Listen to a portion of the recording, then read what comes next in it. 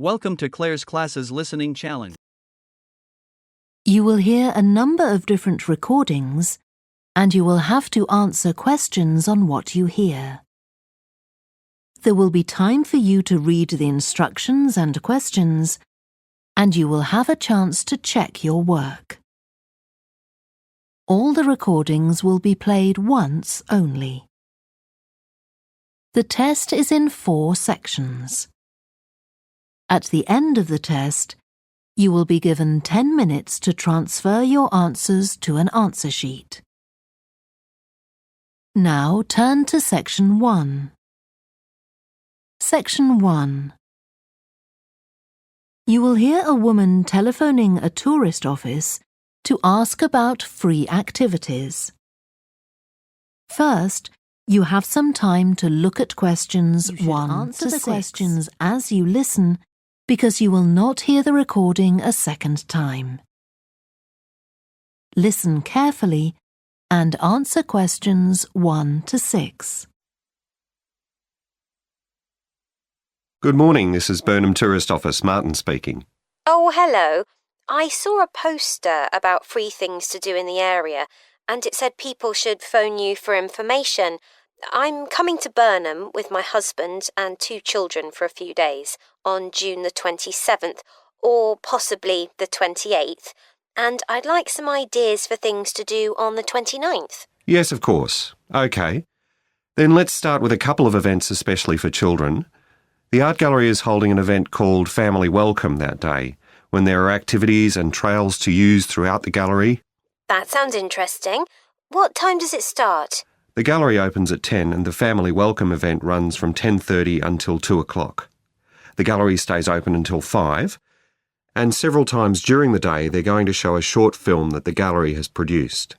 It demonstrates how ceramics are made, and there'll be equipment and materials for children to have a go themselves. Last time they ran the event there was a film about painting, which went down very well with the children, and they're now working on one about sculpture. I like the sound of that. And what other events happen in Burnham?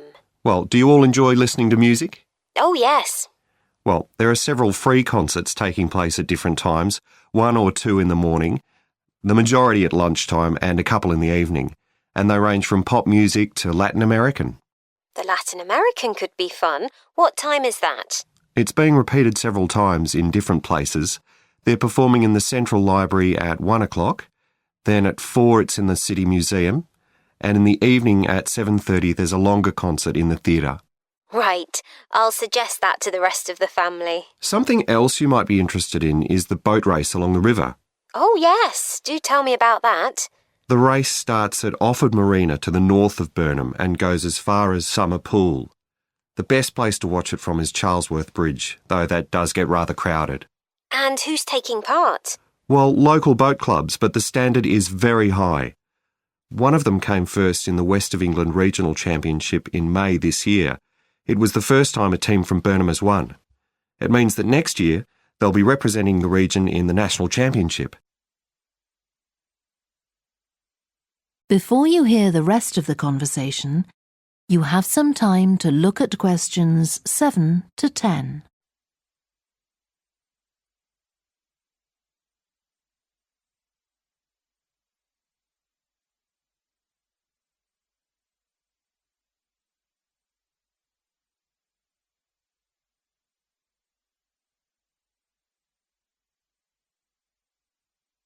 Now listen and answer questions 7 to 10. Now, I've heard something about Paxton Nature Reserve. It's a good place for spotting unusual birds, isn't it? That's right, throughout the year. There is a lake there as well as a river, and they provide a very attractive habitat. So it's a good idea to bring binoculars if you have them. And just at the moment you can see various flowers that are pretty unusual. The soil at Paxton isn't very common. They're looking good right now. Right. My husband will be particularly interested in that. And there's going to be a talk and slideshow about mushrooms, and you'll be able to go out and pick some afterwards and study the different varieties. Uh-huh. And is it possible for children to swim in the river? Yes, part of it has been fenced off to make it safe for children to swim in. It's very shallow and there's a lifeguard on duty whenever it's open. The lake is too deep, so swimming isn't allowed there. OK, we must remember to bring their swimming things in case we go to Paxton. How long does it take to get there by car from Burnham? About 20 minutes, but parking is very limited, so it's usually much easier to go by bus, and it takes about the same time. Right. Well, I'll discuss the options with the rest of the family. Thanks very much for all your help. You're welcome. Goodbye. Bye. That is the end of section 1. You now have half a minute to check your answers.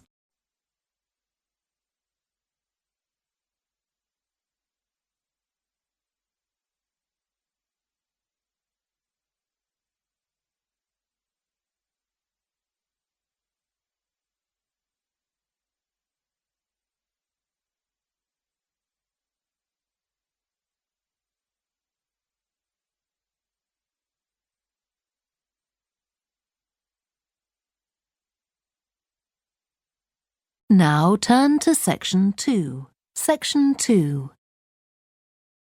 You will hear a talk given by a woman called Shona Ferguson about changes in a town called Barford.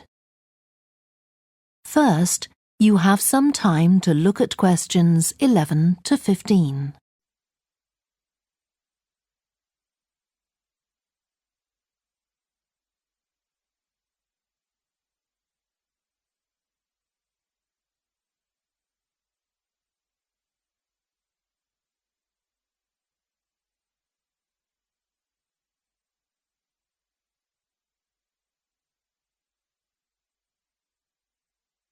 Now listen carefully and answer questions 11 to 15. First of all, let me thank you all for coming to this public meeting to discuss the future of our town. Our first speaker is Shona Ferguson from Barford Town Council. Shona. Thank you. First, I'll briefly give you some background information. Then I'll be asking you for your comments on developments in the town. Well, as you don't need me to tell you, Barford has changed a great deal in the last 50 years. These are some of the main changes.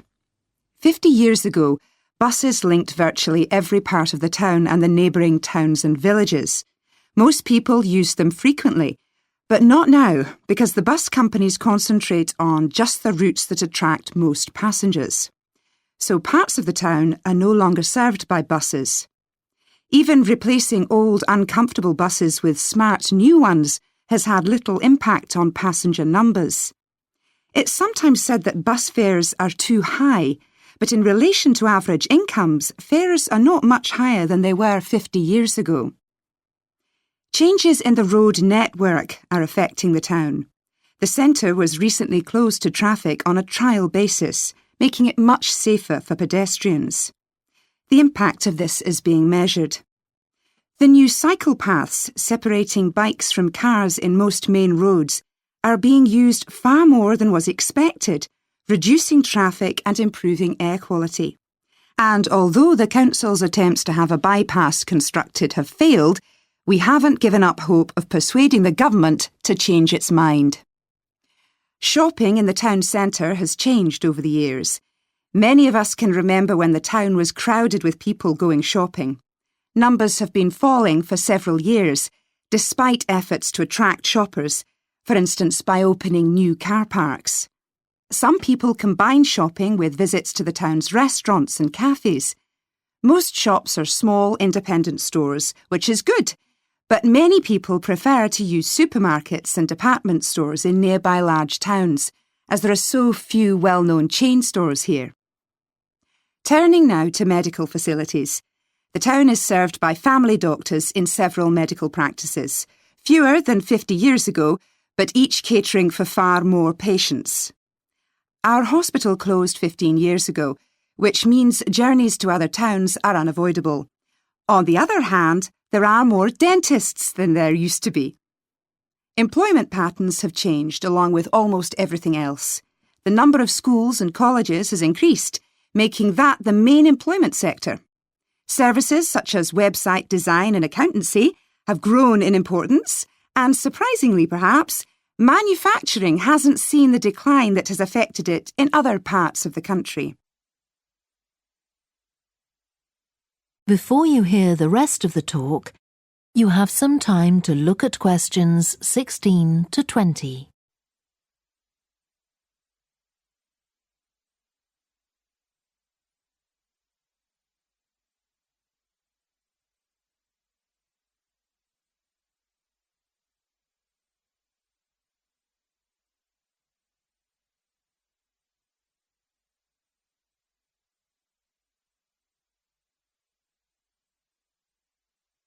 Now listen and answer questions 16 to 20. Now I'll very quickly outline current plans for some of the town's facilities, before asking for your comments. As you'll know if you regularly use the car park at the railway station, it's usually full.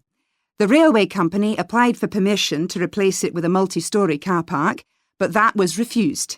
Instead, the company has bought some adjoining land, and this will be used to increase the number of parking spaces. The Grand, the old cinema in the High Street, will close at the end of the year and reopen on a different site. You've probably seen the building under construction. The plan is to have 3 screens with fewer seats rather than just the one large auditorium in the old cinema. I expect many of you shop in the indoor market. It's become more and more shabby looking, and because of fears about safety, it was threatened with demolition. The good news is that it will close for 6 weeks to be made safe and redecorated, and the improved building will open in July. Lots of people use the library, including school and college students who go there to study. The council has managed to secure funding to keep the library open later into the evening, twice a week. We would like to enlarge the building in the not-too-distant future, but this is by no means definite. There's no limit on access to the nature reserve on the edge of town, and this will continue to be the case. What will change, though, is that the council will no longer be in charge of the area. Instead, it will become the responsibility of a national body that administers most nature reserves in the country. OK, now let me ask you if you have... That is the end of section 2. You now have half a minute to check your answers.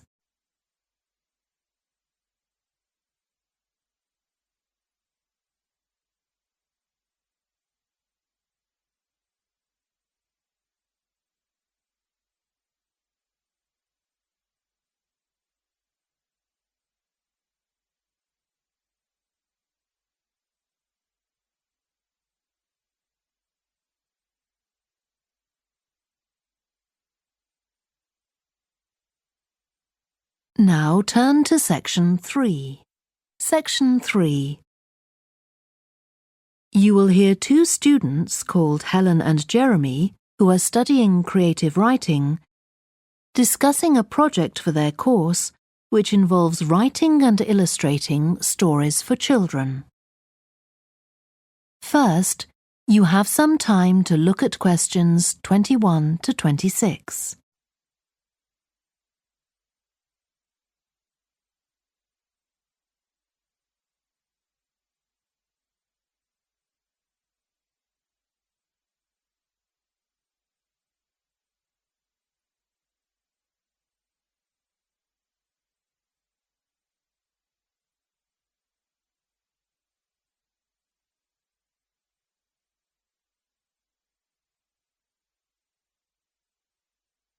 Now listen carefully and answer questions 21 to 26. Hello, Helen. Sorry I'm late. Hi, Jeremy, no problem. Well, we'd better work out where we are on our project, I suppose. Yeah, I've looked at the drawings you've done for my story, The Forest, and I think they're brilliant. They really create the atmosphere I had in mind when I was writing it. Oh, I'm glad you like them. There are just a few suggestions I'd like to make. Go ahead. Now, I'm not sure about the drawing of the cave. It's got trees all around it, which is great, but the drawing's a bit too static, isn't it? I think it needs some action. Yes, there's nothing happening. Perhaps I should add the boy, Malcolm, isn't it? He would be walking up to it. Yes, let's have Malcolm in the drawing. And what about putting in a tiger? The one that he makes friends with a bit later. Maybe it could be sitting under a tree, washing itself. And the tiger stops in the middle of what it's doing when it sees Malcolm walking past. That's a good idea. OK, I'll have a go at that. Then there's the drawing of the crowd of men and women dancing. They're just outside the forest, and there's a lot going on. That's right. You wanted them to be watching a carnival procession, but I thought it would be too crowded. Do you think it works like this? Yes, I like what you've done. The only thing is, could you add Malcolm to it without changing what's already there? What about having him sitting on the tree trunk on the right of the picture? Yes, that would be fine.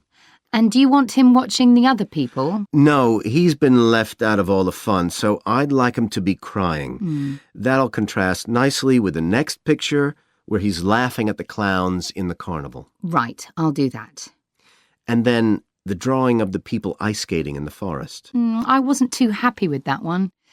Because they're supposed to be skating on grass, aren't they? That's right, and it's frozen over. At the moment, it doesn't look quite right. I see what you mean. I'll have another go at that. And I like the wool hats they're wearing. Maybe you could give each of them a scarf as well? Yeah, that's easy enough. They can be streaming out behind the people to suggest they're skating really fast. Great. Well, that's all on the drawings. Right.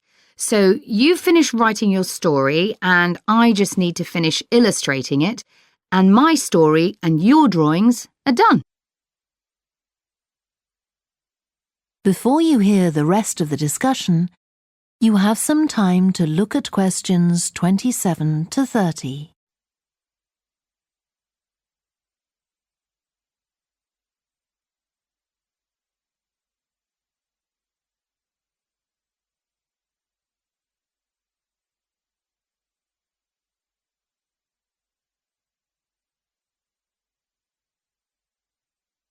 Now listen and answer questions 27 to 30.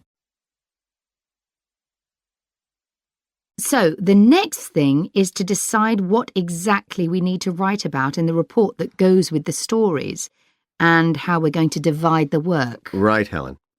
What do you think about including a section on how we planned the project as a whole, Jeremy? That's probably quite important. Yeah, well, you've had most of the good ideas so far. How do you feel about drafting something? Then we can go through it together and discuss it. OK, that seems reasonable. And I could include something on how we came up with the ideas for our two stories, couldn't I? Well, I've started writing something about that, so why don't you do the same and we can include the two things? Right. So what about our interpretation of the stories? Do we need to write about what we think they show, like the value of helping other people or that sort of thing? That's going to come up later, isn't it?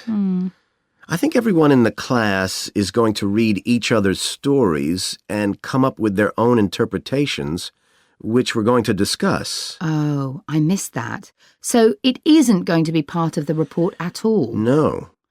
But we need to write about the illustrations because they're an essential element of children's experience of reading the stories. It's probably easiest for you to write that section, as you know more about drawing than I do. Maybe, but I find it quite hard to write about. I'd be happier if you did it. Okay. So when do you think we can get this ready? That is the end of section 3. You now have half a minute to check your answers.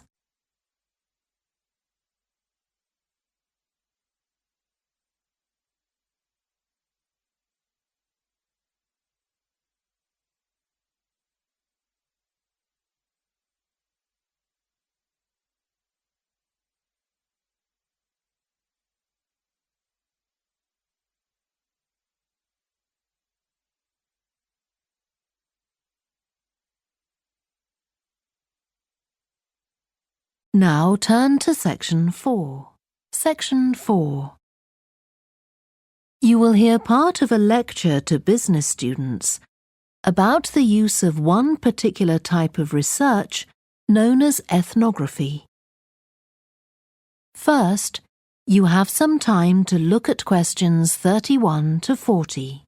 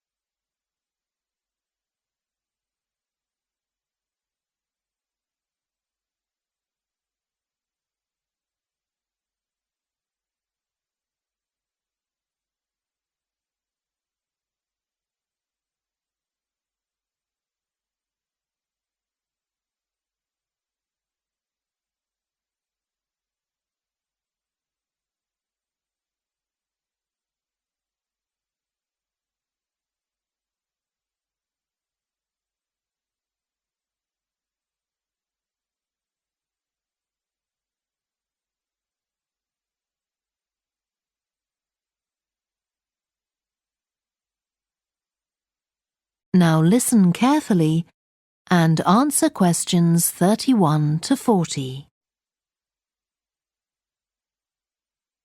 So, what I'm going to talk about to you today is something called ethnography. This is a type of research aimed at exploring the way human cultures work. It was first developed for use in anthropology, and it's also been used in sociology and communication studies. So, what's it got to do with business, you may ask?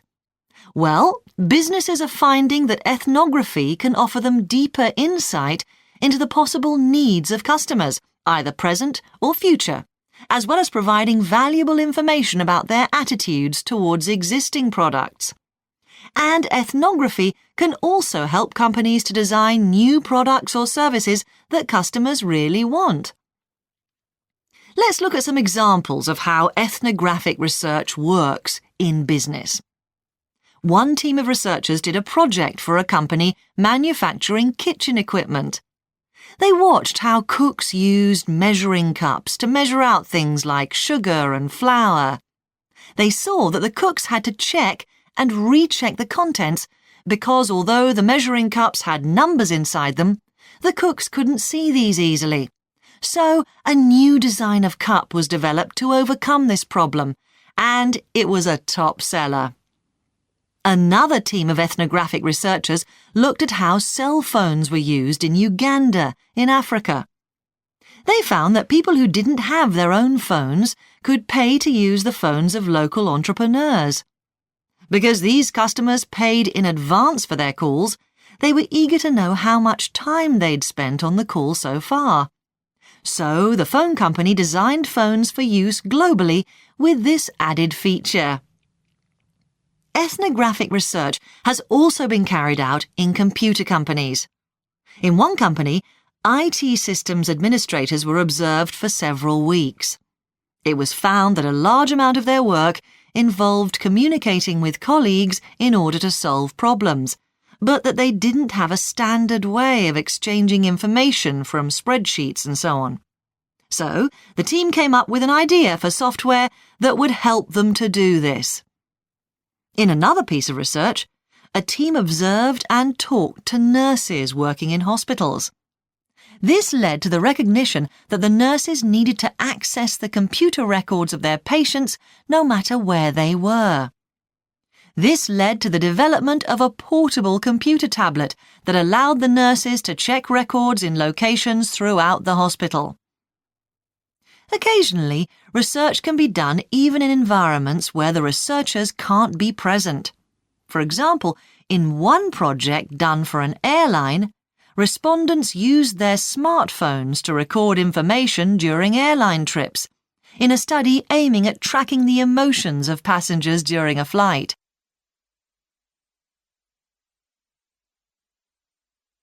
So, what makes studies like these different from ordinary research? Let's look at some of the general principles behind ethnographic research in business. First of all, the researcher has to be completely open-minded. He or she hasn't thought up a hypothesis to be tested, as is the case in other types of research. Instead, they wait for the participants in the research to inform them. As far as choosing the participants themselves is concerned, that's not really all that different from ordinary research. The criteria according to which the participants are chosen may be something as simple as the age bracket they fall into, or the researchers may select them according to their income, or they might try to find a set of people who all use a particular product, for example. But it's absolutely crucial to recruit the right people as participants. As well as the criteria I've mentioned, they have to be comfortable talking about themselves and being watched as they go about their activities. Actually, most researchers say that people open up pretty easily, maybe because they're often in their own home or workplace. So, what makes this type of research special is that it's not just a matter of sending a questionnaire to the participants. Instead, the research is usually based on first-hand observation of what they are doing at the time. But that doesn't mean that the researcher never talks to the participants. However, unlike in traditional research, in this case, it's the participant rather than the researchers who decides what direction the interview will follow. This means that there's less likelihood of the researcher imposing his or her own ideas on the participant. But after they've said goodbye to their participants and got back to their office, the researcher's work isn't finished. Most researchers estimate that 70 to 80% of their time is spent not on the collecting of data, but on its analysis, looking at photos, listening to recordings and transcribing them, and so on. The researchers may end up with hundreds of pages of notes. And to determine what's significant, they don't focus on the sensational things or the unusual things. Instead, they try to identify a pattern of some sort in all this data and to discern the meaning behind it. This can result in some compelling insights that can, in turn, feed back to the whole design process. That is the end of section 4. You now have half a minute to check your answers.